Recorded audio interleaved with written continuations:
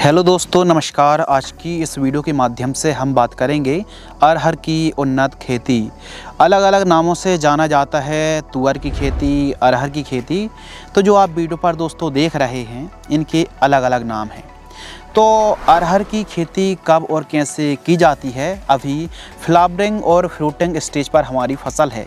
Flowering और fruiting stage पर सबसे बड़ी समस्या आती है फली छेदक की। फली छेदक इल्ली सुंडी को कैसे हम कंट्रोल कर सकते हैं, पैदावार को कैसे बढ़ा सकते हैं, इसके बारे में हम डिटेल से इस वीडियो के माध्यम से जानकारी साझा करेंगे।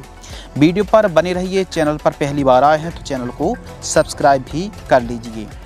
अरहर एक दलहनी फसल है और हमारे देश पर यह जो क्रॉप है प्रमुख फसलों में से एक है। काफ़ी ज़्यादा लगाई भी जाती है और काफ़ी अच्छा उत्पादन भी देती है, क्योंकि यह जो फसल है ज़्यादा सिंचाई की आवश्यकता नहीं पड़ती है, ज़्यादा खाद दवाइयों की आवश्यकता नहीं पड़ती, ज़्यादा केयर नहीं करनी पड़ती है।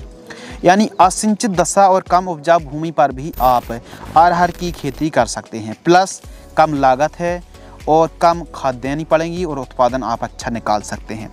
लेकिन कहीं ना कहीं आप और आधुनिक तरीके से खेती करेंगे तो जितना आप उत्पादन निकालते आ रहे हैं उससे भी ज़्यादा आप पैदावार निकाल सकते हैं। इस वीडियो के माध्यम से आपको तुअर की विस्तृत जानकारी साझा करेंगे, तो वीडियो पर आप बने रहिए। चैनल पर पहली बार आए हैं तो चैनल को सब्सक्राइब भी कर लीजिए। जून से जुलाई का जो समय रहता है वो बुआई करने के लिए सबसे सही समय माना जाता है। बाकी सभी प्रकार की भूमि पर आप तुअर की खेती कर सकते हैं। हल्की भूमि, बालुई दोमट, काली दोमट और आप मध्यम दोमट भूमि पर यदि खेती करेंगे तो पैदावार अच्छी मिलेगी। यदि तुअर का, अरहर का आप अच्छा उत्पादन निकालना चाहते हैं तो 50 किलोग्राम जिप्सम खेत की तैयारी करते समय ज़रूर प्रयोग करें। सबसे सस्ती एक प्रकार से खाद कह सकते हैं जिप्सम। मृदा की पीएच वैल्यू 5.5 से 7.5 तक होनी चाहिए और उत्तम जल निकास का प्रबंध होना बहुत ज़्यादा ज़रूरी है। जलवायु टेम्परेचर यानी जो क्लाइमेट्स कंडीशन है, टेम्परेचर है, यह शुष्क आर्द्र जलवायु की क्रॉप है और इसके लिए जो टेम्परेचर है औसत तापमान 18 से लेकर 38 डिग्री सेल्सियस तक का जो टेम्परेचर है इस फसल के लिए बेस्ट माना जाता है।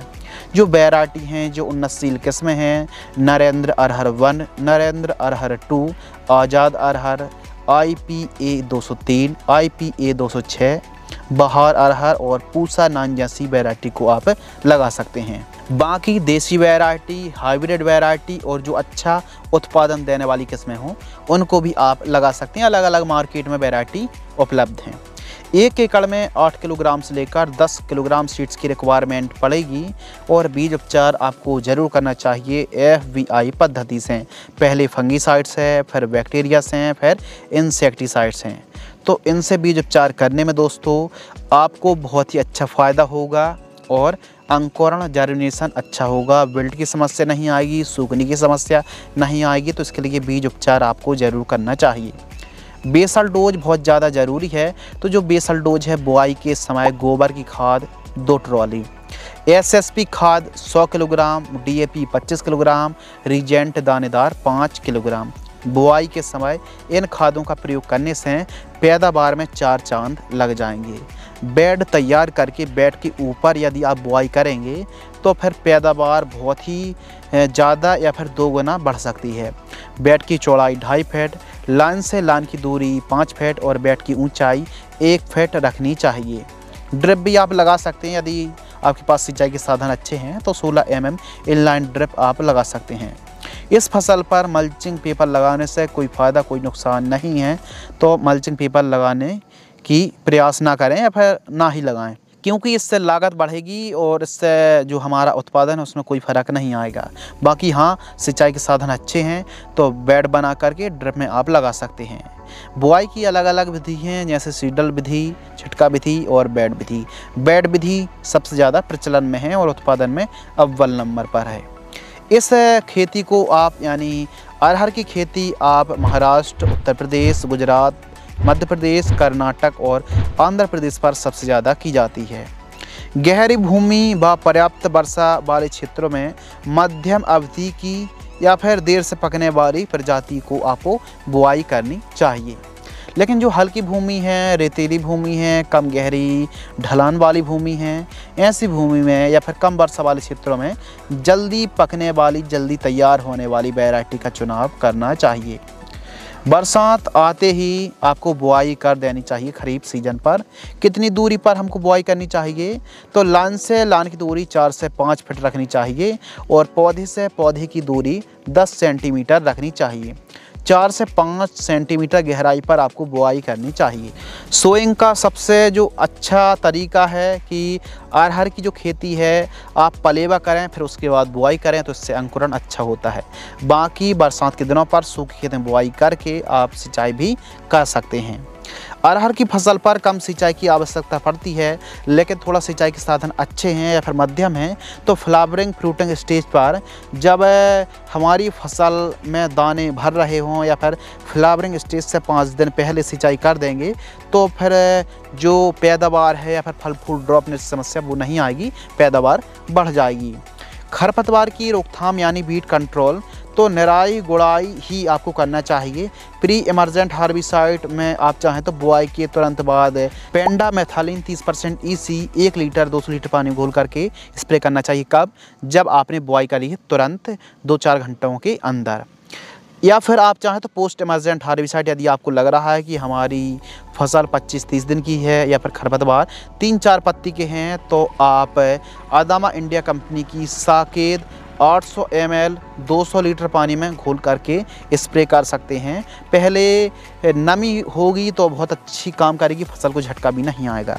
तो पोस्ट इमरजेंट और प्री इमरजेंट हार्बिसाइड का स्प्रे आप कर सकते हैं। प्री इमरजेंट यानी खरपतवार जमाव से पहले और पोस्ट इमरजेंट यानी 3-4 पत्ती खरपतवार हों तब आप पोस्ट इमरजेंट हार्बिसाइड का स्प्रे कर सकते हैं। स्प्रेइंग शेड्यूल के ऊपर डिस्कशन करें तो बहुत ही ज़रूरी विषय है, ज़रूरी टॉपिक है। कीट प्रबंधन, कौन कौन सी समस्याएं आती हैं इसके बारे में भी हम जानते हैं। तो प्रमुख रूप से फली छेदक है, हरी इल्ली, विल्ट की समस्या आती है, पत्ता लपेट, फल मक्खी, पाउडर मिल्ड्यू, झुलसा, बांझपन, सफ़ेद लट और एफिड की समस्या आ सकती है। तो सबसे बड़ी जो समस्या खासकर पाउडर मिल्ड्यू है दोस्तों, और फली छेदक और सूखने की समस्या आती है। तो यह 2-3 समस्याएं बहुत ज़्यादा हैं। तो इसके लिए फर्स्ट जो स्प्रे है 40 से 60 दिन के आसपास की फसल होती है बुआई से, तो नागार्जुन की प्रोफेक्स सुपर 25 ml, एक्सल की स्वाधीन फंगिसाइड 40 ग्राम और पोषक सुपर 30 ml, चिपको 5 ml 15 लीटर पानी घोल करके आपको स्प्रे करना चाहिए। ये था फर्स्ट स्प्रे। सेकंड स्प्रे, जब फली में दाने भरते समय आपको लग रहा है कि इल्ली का प्रकोप है, फलियों में दाने भर रहे हों, उस समय कोई भी कीट का प्रकोप यदि है तो सिंजेंटा कंपनी की एम्प्लीगो 10 ml, रोको फंगिसाइड आपको लेना है 40 ग्राम, घरडा की चमत्कार आपको लेना है 15 ml। लगभग 15 लीटर पानी में घोल करके आपको स्प्रे करना चाहिए। एक दोस्तों इसमें हमने चमत्कार इसलिए ली है क्योंकि ज़्यादा बढ़वार ना हो, दानों का भराव अच्छा हो, तो चमत्कार भी बहुत अच्छा काम करती है सेकंड स्प्रे पर।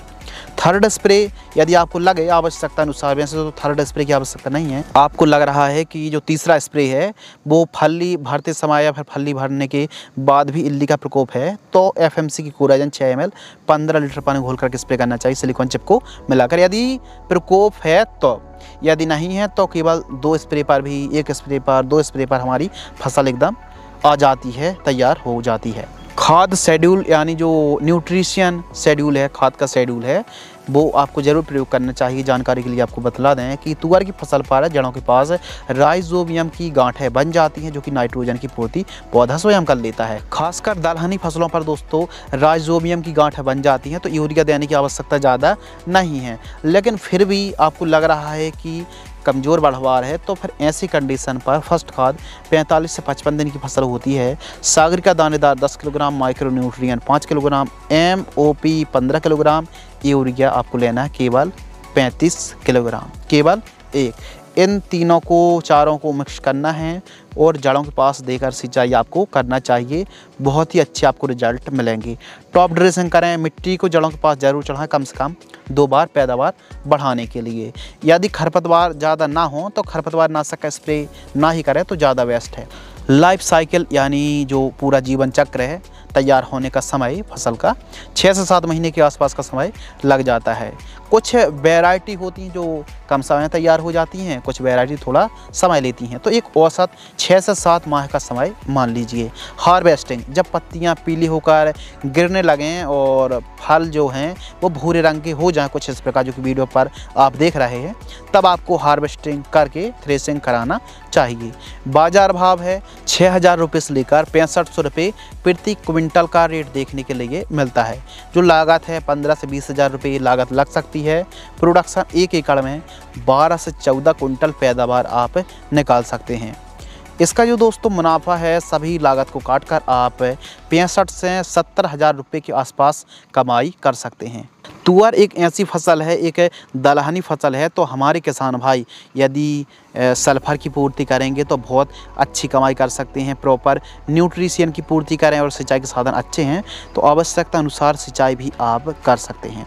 अरहर की फसल पर एक फली छेदक की बहुत बड़ी समस्या है, तो प्रॉपर देखभाल करते रहें, जांच पड़ताल करते रहें। यदि सुंडी का प्रकोप है तो प्रॉपर स्प्रिंग शेड्यूल चलाइए, चाहो फैलेथूरा हो, कोराजन हो, फैम हो या फिर अपनी जो भी कीटनाशक हैं इनका स्प्रे आप कर सकते हैं, चाहे 12 हो। यदि हम प्रॉपर, क्योंकि सबसे बड़ी समस्या फली छेदक की ही है, यदि प्रॉपर स्प्रिंग शेड्यूल चलाएंगे समस्या को देखते हुए, ऐसा नहीं कि कोई भी कीटनाशक मार्केट से लाए और स्प्रे कर दी, प्रॉपर देखभाल करिए।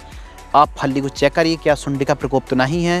प्रारंभिक स्टेज पर जितना जल्दी हो सके उतना स्प्रे आप करिए ताकि सुंडी कंट्रोल हो जाए और आप एक अच्छी क्वालिटी, एक अच्छी गुणवत्ता वाली पैदावार निकाल सकें। आपके मन में कोई डाउट्स हैं, कोई सवाल हैं तो कमेंट सेक्शन दोस्तों खाली है, कमेंट्स में आप अपने सवाल पूछ सकते हैं।